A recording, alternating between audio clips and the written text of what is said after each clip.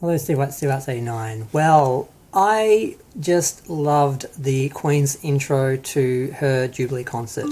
I just caught it on The Guardian had a video up.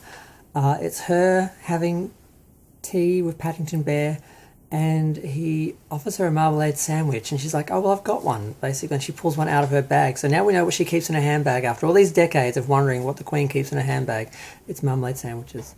And then yeah, Paddington thanks her for everything. I just about cried. It was beautiful.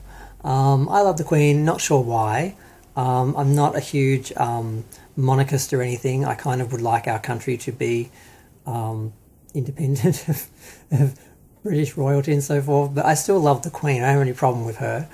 And it made me want to go back and watch the Olympics from I don't know what year that was, when she parachuted in.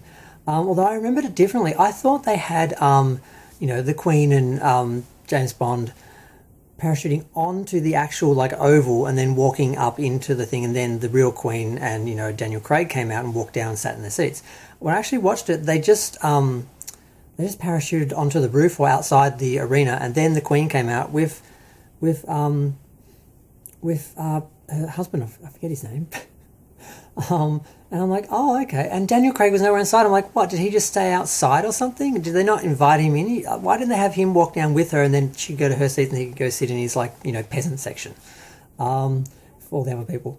But it was still amazing, though, to see her do the scene with him and then walk out with the corgis and Daniel Craig. That was priceless. But this, I just feel a little disappointed for her that she was probably sitting across from a person in a green suit because CGI and everything. She wouldn't have. It would have been so much more fun for her if it had been like a puppet Paddington, and she'd been sitting across from that and been able to just sort of enjoy the magic of puppetry, because they could have so.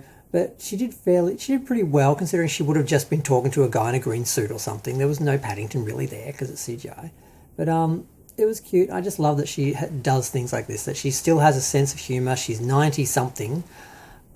She's a little unwell.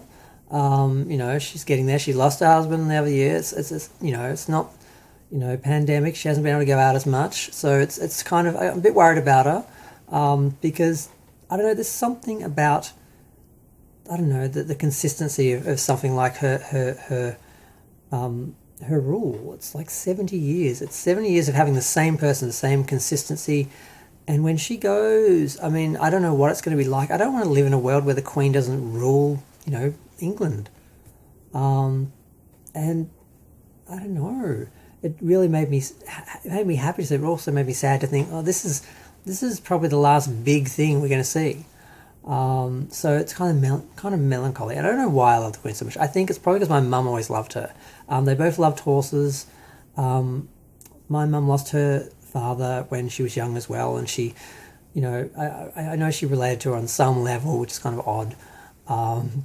And she saw her back in the 19 whatevers when she came to Australia for her visit, and I saw her when she came to Melbourne very briefly.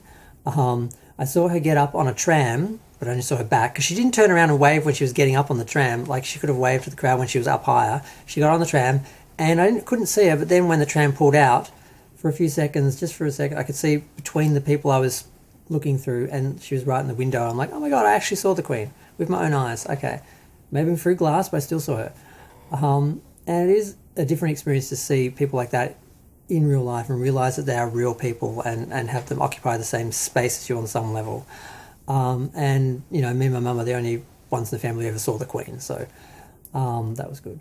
But yeah, I just loved seeing this, and I'm just glad she's still with us, and she has given us a consistency, and that's something we don't have. Like, I don't recognise the world at the moment. I don't recognise Madonna. I don't recognise Star Trek. A lot of things I don't recognise, and not for the good of evolution and progress. In a lot of those cases, but the Queen is still there, and I think part of the reason why everybody loves her and there is so much support is because she has given us that.